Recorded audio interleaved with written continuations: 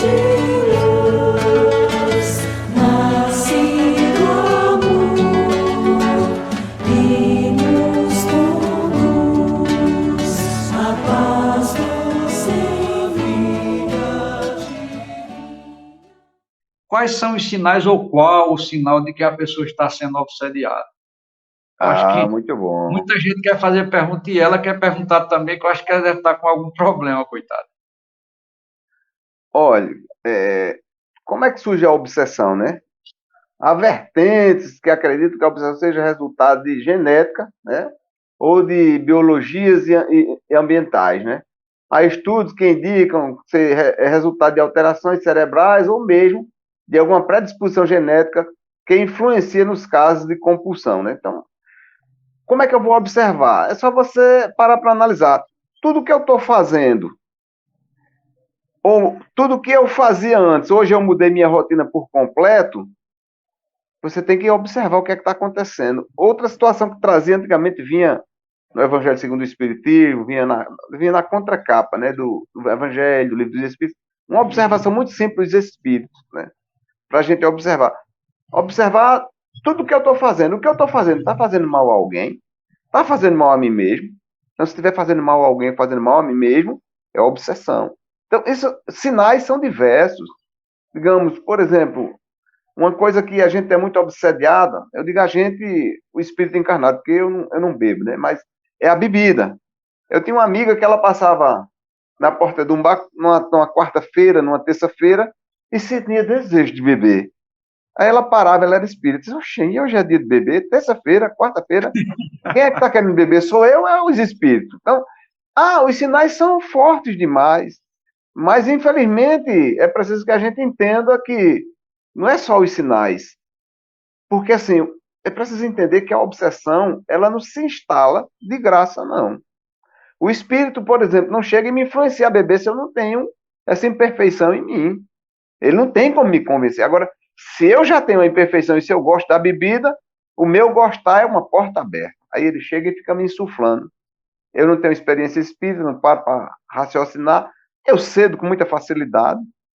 Da mesma forma, é a vida sexual desregrada, né? Os espíritos me influenciam, mas é preciso entender. O livro dos médiuns é muito claro. No livro dos médiuns há uma pergunta, né? Há um esclarecimento que diz assim: o indivíduo ele tem uma ferida na perna. A mosca pousa na ferida da perna dele. Aí você passa a mão e espanta a mosca.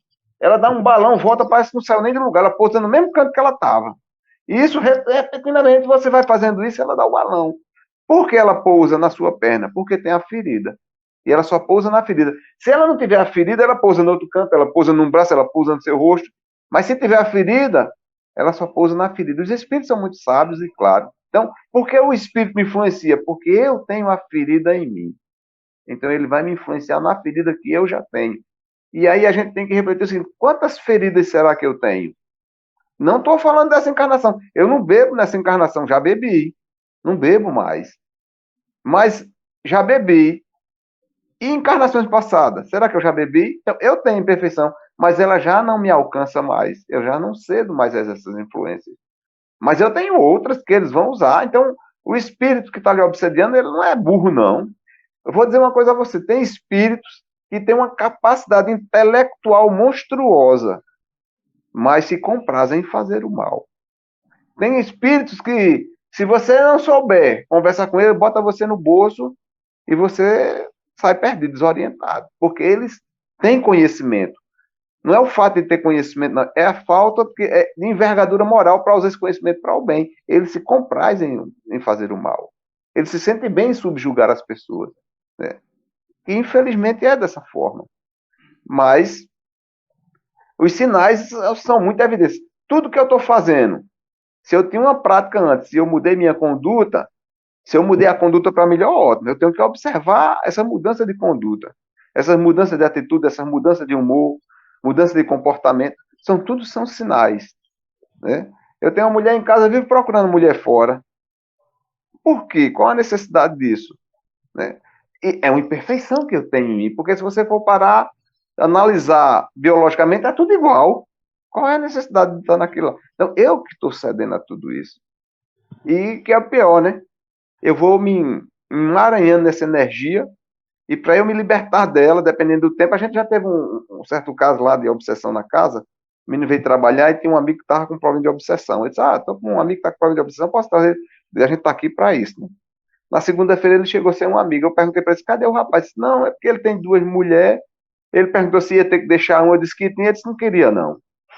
E aí, como é que você ajuda uma pessoa dessa natureza? A ferida está nele, ele sabe o remédio, mas não quer tomar o remédio que é amargo. Ele prefere ficar ali no docinho, na conveniência dele ali.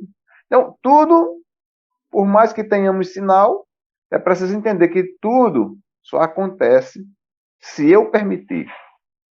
Tanto a influência espiritual de um obsessor, um espírito atrasado, como a ajuda de um espírito benfeitor que vem para me auxiliar. Só vai acontecer se eu permitir, se eu abrir as portas, né? Então, as coisas são simples, mas as pessoas não buscam, né? As pessoas querem, como diz a espiritualidade, do prato feito. O indivíduo chega lá na casa, olha, se você está com um probleminha, tem um amigo espiritual, um obsessor, tire isso de mim, pelo amor de Deus, eu não quero, pode tirar. Só quem pode afastar ele é você mesmo. É como disse a espiritualidade certinha, se esse povo soubesse que quem cura ele é eles mesmos, eles não vinham mais aqui.